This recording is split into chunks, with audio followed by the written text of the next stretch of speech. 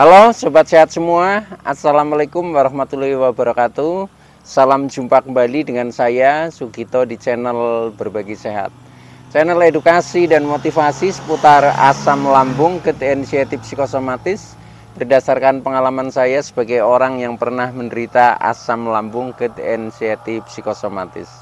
Harapan saya khususnya kepada teman-teman yang masih dalam penderitaan asam lambung, GERD, inisiatif psikosomatis, setelah menonton video ini akan dapat tersugesti dan termotivasi untuk dapat cepat sembuh. Saya bisa sembuh, insya Allah teman-teman pasti juga bisa sembuh. Badai pasti berlalu. Baiklah teman-teman, pada kesempatan kali ini saya akan berbagi seputar asam lambung, GERD, inisiatif psikosomatis dengan topik efek makanan pantangan bagi penderita asam lambung, GERD, inisiatif psikosomatis. Baiklah teman-teman ya, sebelum saya lanjutkan, tolong yang belum subscribe channel ini, klik subscribe dan loncengnya supaya teman-teman tidak ketinggalan konten video-video berikutnya. Dan jika suka, klik like, lalu bagikan ke sosial media teman-teman. Semoga bermanfaat buat kita semua. Baik, kita lanjutkan. Jadi topik kita kali ini adalah efek makanan pantangan bagi penderita asam lambung, GERD, inisiatif psikosomatis. Teman-teman semua perlu kita sadari bahwa penderitaan asam lambung, GERD, inisiatif psikosomatis yang disebabkan oleh multifaktor ya, baik faktor fisik maupun faktor psikis, dengan sensasi yang sangat beragam ya, mulai dari ujung rambut sampai dengan ujung kaki yang sering kita kenal sebagai 1001 rasa sensasi, perlu kita tangani dengan bijak teman-teman, agar penderitaan asam lambung, GERD, inisiatif psikosomatis dapat cepat terlepas dari diri kita atau kita menjadi cepat sembuh. Baik teman-teman ya, mengapa pada season kali ini saya angkat topik tentang efek makanan pantangan ya, karena ini adalah penting ya, karena kita sering merasa ragu dari makanan pantangan ya, akhirnya kita menjadi cemas ya, dan bisa juga kita juga kadang bisa menjadi kambuh karena gara-gara juga makanan pantangan ya. Nah maka dari itu bagaimana sih caranya kita mengelola makanan pantangan agar tidak menjadi efek samping yang negatif ya. Nah ini pentingnya di situ teman-teman ya. Nah pada kesempatan kali ini saya ingin sharingkan kepada teman-teman tentang efek dari makanan pantangan, yaitu ada dua hal ya. Yang pertama yaitu efek positif ya, yang kedua adalah efek negatif. Jadi semuanya itu ada min plusnya teman-teman ya. Maka dari itu harus kita sadari, kita pahami ya, dan kita sesuaikan dengan kondisi kita. Mudah-mudahan dengan kita memahami efek daripada makanan pantangan, nah kita akan bisa menjadi lebih cepat membaik dalam pemulihannya. Baik ya teman-teman ya, yang pertama ya, yang hubungannya dengan makanan pantangan, saya ingin melihat dari segi efek positifnya ya. Nah bagi penderita asam lambung, GERD, inisiatif psikosomatis yang dalam kondisi terpuruk ya, ini seperti pengalaman saya juga saya alami, sehingga saya bisa sharing ya, bercerita kepada teman-teman sesuai dengan kondisi waktu itu. Nah memang pada saat kita menderita dalam kondisi terpuruk ya, waktu itu saya untuk makan itu pokoknya nggak ada nafsu makan sama sekali ya. Karena memang sensasi di lambung itu luar biasa ya, karena waktu itu sampai dengan lambung kata dokter itu ada sedikit iritasi ya, sehingga kalau saya makan itu rasanya perih ya, kemudian perut juga langsung kembung, sembelit, begah ya, pokoknya nggak nyaman lah itu. Akhirnya nah saya harus mantang ya. Nah tetapi ya dalam perjalanannya itu juga tidak harus seperti itu terus teman-teman ya, karena ketika kita mantang terus-terusan nanti juga efeknya jadi negatif. Nah sekarang kembali ke topik, yaitu kita ingin ingin sampaikan efek positifnya dulu ya. Ketika kita bisa mantang dengan tepat, itu sudah sama saja kita memberikan terapi kepada lambung untuk menjadi lebih baik ya. Nah, kenapa kita mantang? Itu memang pada waktu itu yaitu karena mungkin ya ini apa? Jadi asam lambung sedang sering naik ya, sehingga rasanya memang sangat tidak nyaman. Yang pertama itu, kemudian yang kedua lambung ada sedikit iritasi kata dokter ya, sehingga kalau makan begitu makan sedikit sudah rasanya perih. Nah akhirnya untuk supaya lambung itu nyaman itu memang harus kita mantang ya. Mantang itu ya contohnya kita menghindari makanan-makanan katakanlah yang pedas ya. Karena kalau pedas itu apalagi yang mungkin lambungnya ada sedikit luka, ada sedikit iritasi, itu pasti menjadi perih ya. Karena misalkan luka kemudian terkena pedas ya otomatis jadinya perih ya itu nih. Maka itu kita harus menghindari untuk makanan pedas waktu itu. Nah, kemudian ketika saya habis makan itu juga kadang rasanya begah ya, seperti tambah penuh ya. Kemudian juga menjadi kadang agak mengganjal ya di ulu hati, agak pokoknya nggak nyaman sekali ya. Nah itu ternyata karena memang kerja lambung ya sedang terganggu ya. Nah akhirnya seperti pencernaan itu menjadi nggak lancar ya. Nah itu kemudian ya saya harus menghindari makanan-makanan yang alot-alot ya, yang berlemak tinggi, yang dicerna agak susah ya. Contohnya makanan yang berminyak, kemudian yang mengandung santan dan lain sebagainya, itu saya hindari. Nah akhirnya sedikit demi sedikit menjadi lebih membaik, dan saya konsumsinya kepada makanan yang lunak-lunak ya. Contohnya waktu itu yang saya rutin sekali itu dengan makan labu kuning rebus ya. Jadi labu kuning rebus itu memang teksturnya itu sangat lunak ya, sehingga sangat membantu di dalam lambung kita. Karena untuk mengimbangi ketika saya masih mantang makanan yang keras-keras itu. Termasuk saya tiap pagi itu rajin makan bubur pati irut ya. Bubur pati irut, kalau itu bubur pati irut sudah bosan, nah kemudian saya pakai air tajin ya. Itu fungsinya hampir sama saja ya. Jadi mendamaikan lambung seperti melapisi lah ya, melapisi yang luka. Nah sehingga untuk makan berikutnya ini sudah agak nyaman teman-teman ya. Nah itu termasuk ketika kita masih mantang ya. Jadi selain kita menghindari makanan pantangan, kita juga harus makan yang untuk menggantikan apa yang kita pantang. Nah kemudian kita makan yang lebih nyaman di lambung. Contohnya itu saya menghindari makanan yang keras-keras ya, yang alot-alot. Nah kemudian saya makan makanan yang lembek-lembek. Contohnya bubur pati irut, kemudian minumnya air tajin, kemudian labu kuning rebus ya. Nah itu untuk mengimbangi hal itu. Nah ketika hal itu bisa kita lakukan dengan konsisten, nah itu efeknya positif ya. Jadi secara secara penyembuhan itu menjadi lebih membaik, akhirnya menjadi lebih nyaman.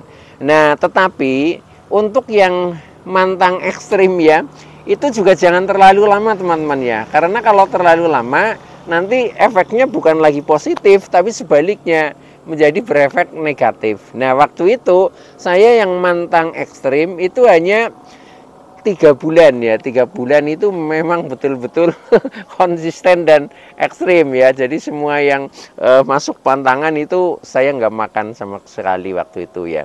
Nah kemudian setelah 3 bulan kemudian saya melihat diri saya sendiri ya, istilahnya ya introspeksi lah.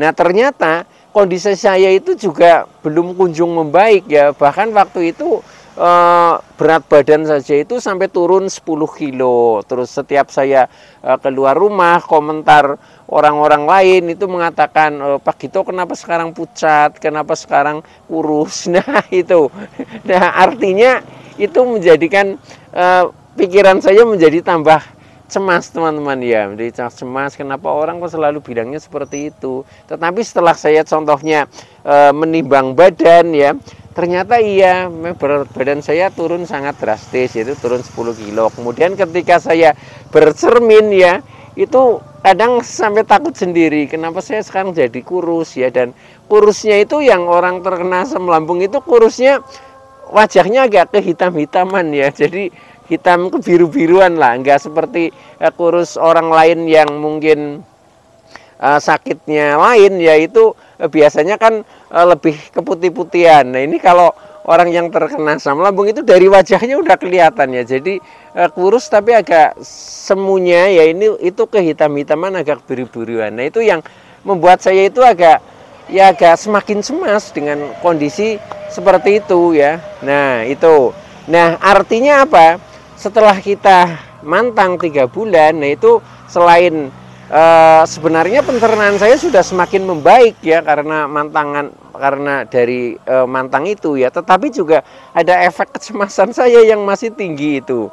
Nah artinya jadi ketika kita mantang ekstrim ya, ini positif ya untuk istilahnya memperbaiki lambung ya, ketika lambung itu memang masih sensitif ya, sensitif dengan kondisinya ya. Nah maka dari itu ya kita lakukan saja ya, tetapi itu harus ada batas waktunya teman-teman ya, yaitu contohnya kalau mantang ya katakanlah dalam durasi waktu 3 bulan itu masih saya anggap wajar ya. Tetapi ketika sudah lebih dari itu ya, apalagi ada yang sampai sudah 6 bulan, sudah 1 tahun masih mantang, itu efeknya jadinya negatif. Karena apa? Karena yaitu tubuh kita kan butuh nutrisi ya, nutrisi yang harus komplit ya. Nah ketika kita banyak mantang berarti banyak zat-zat atau nutrisi-nutrisi yang sebenarnya dibutuhkan tubuh tetapi menjadi tidak terpenuhi. Nah akhirnya tubuh kita yang secara keseluruhan itu menjadi kadang tidak bertenaga, kadang menjadi rasanya lemas, jalan saja sempoyongan ya. Nah belum lagi dari anxiety dan psikosomatisnya, gara-gara pengaruh dari makanan itu kita menjadi sering berpikir ya. Contohnya ketika kita misalkan habis makan makanan yang masuk daftar pantangan, kadang kita sudah berpikirnya aneh-aneh ya, berpikirnya wah jangan-jangan nanti kambuh, tadi saya baru makan pedas, tadi saya baru makan yang berminyak, contohnya goreng-gorengan. Itu kadang kita menjadi pikirannya negatif ya. Nah dari itu artinya itu menjadikan menjadikan kecemasan itu menjadi semakin kuat atau anxiety-nya semakin kuat. Jadi kalau kita ingin mantang agar efeknya positif, itu memang penting teman-teman ya untuk memperbaiki kondisi lambung. Tetapi dengan catatan harus ada batasan waktu ya. Jadi jangan seterusnya ya, karena kalau seterusnya juga nanti akan menimbulkan anxiety dan psikosomatik gitu. Baik ya, itu dari segi efek positifnya ya. Nah kemudian dari segi efek negatifnya ya, seperti tadi yang saya sampaikan, setelah kita mantang ya, yaitu saya itu baru 3 bulan 3 bulan tapi mantangnya ekstrim ya, akhirnya nafsu makan berkurang karena kan makan itu hanya contohnya misalkan tahu saja hanya direbus tidak digoreng. Nah akhirnya bosan ya, karena bosan akhirnya untuk makan ini seperti nggak ada nafsu. Nah akhirnya efek negatifnya sudah badan menjadi kurus, menjadi pucat, kemudian tenaga juga tidak ada ya, karena kurang nutrisi lah istilahnya seperti itu, apalagi bergairah ya. Jadi istilahnya yang rasa-rasa bergairah itu hilang sama sekali. Nah itu teman-teman ya, maka dari itu untuk mantang itu jangan terlalu lama, jadi harus ada batasan. Nah maka yang bijak itu bagaimana? Yang bijak ya, pantangan itu sebenarnya tidak harus kita pakai istilah pantangan, tapi makanan yang wajib kita kendalikan. Itu seperti itu.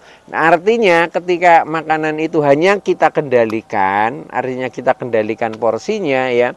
Nah, itu ketika kita sewaktu-waktu makan ya enggak apa-apa, karena tidak ada doktrin di pikiran kita bahwa itu harus dihindari, tapi hanya itu harus dikurangi seperti itu. Karena pada dasarnya kalau kita mau menghindari secara total sebenarnya nggak bisa ya. Contohnya ya, kita menghindari makanan berminyak.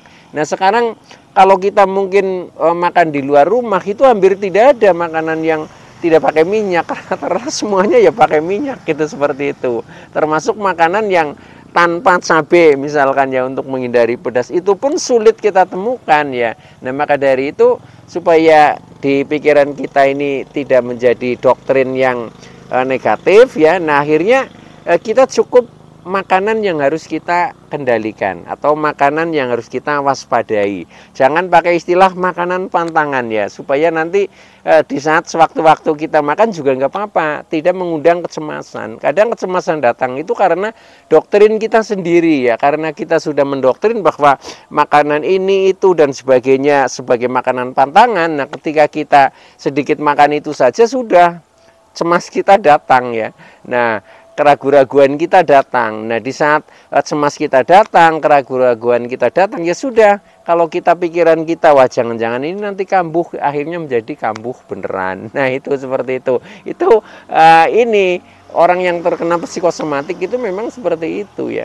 Nah maka dari itu yaitu, jadi kita jangan ekstrim ya. Bila perlu tidak usah pakai istilah makanan pantangan, tapi makanan yang wajib kita kendalikan atau makanan yang wajib kita waspadai. Dengan seperti itu sehingga nanti tidak mengundang lagi istilah menjadi cemas, menjadi takut gara-gara makanan. Ya itu jadi itu memang untuk orang anxiety dan psikosomatik harus memahami dari istilah-istilah itu, kita betulkan dulu ya, supaya tidak menghukum diri kita sendiri. Nah dengan seperti itu nanti kita jauh menjadi lebih damai, jauh menjadi lebih berani ya, jauh menjadi lebih normal ya, dalam artian rasa cemas mungkin punya tapi juga tidak berlebihan, rasa takut juga punya tetapi tidak berlebihan. Itu teman-teman ya.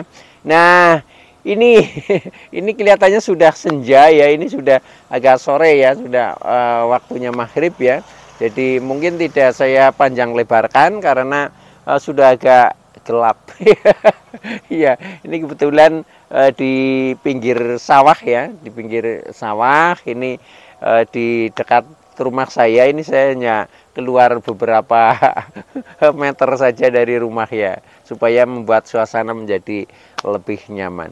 Baik teman-teman ya, itu dulu yang bisa saya sampaikan, kurang lebihnya mohon maaf ya. Terima kasih atas like, subscribe serta komennya. Saya Sugito dari channel Berbagi Sehat. Saya bisa sembuh, insya Allah teman-teman pasti juga bisa sembuh. Badai pasti berlalu. Oke, terima kasih. Wassalamualaikum warahmatullahi wabarakatuh.